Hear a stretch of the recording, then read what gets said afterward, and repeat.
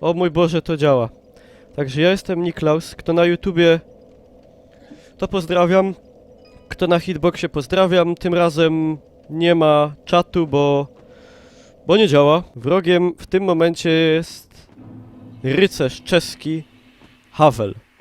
Nie wiem, czy to jest Wacław Havel, w sensie ten prezydent Czech, ale no opcja jest taka, żeby go zabić. No i to wygląda to mniej więcej, że jest 1-0 dla prezydenta Czech Wacława Havla.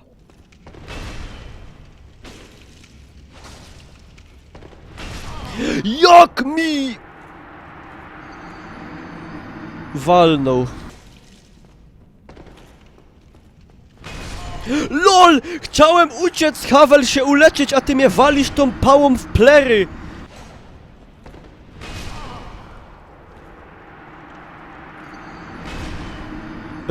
Bez tarczy nie, moi drodzy, bez tarczy nie. A to już było czyste skurwysyństwo z jego strony, moi drodzy. No i jak on mnie walnął? No powiedzcie, jak? Jak? Ej, co się dzieje? Kurwa, to przez czat. Co się dzieje na czacie?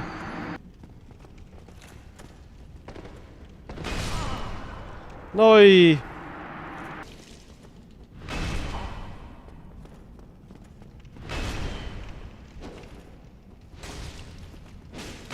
Nie!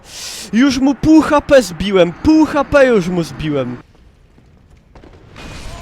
No dobra, no i właśnie i to jest to, co ten kurwon... Powinienem zapłacić za swój błąd. Zapłaciłem. Zjebałem, to jest totalnie moja wina. Dobra, tu się zablokowałem po prostu. Nie mogę! Ty czeski chuju!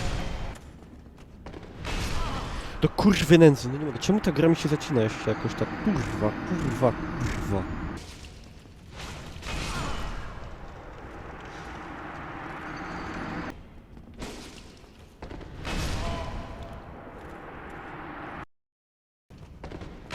No i kurwa gówno! Spierdalaj, ja wyłażę.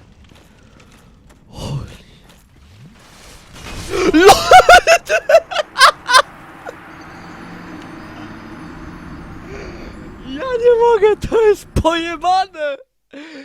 To jest...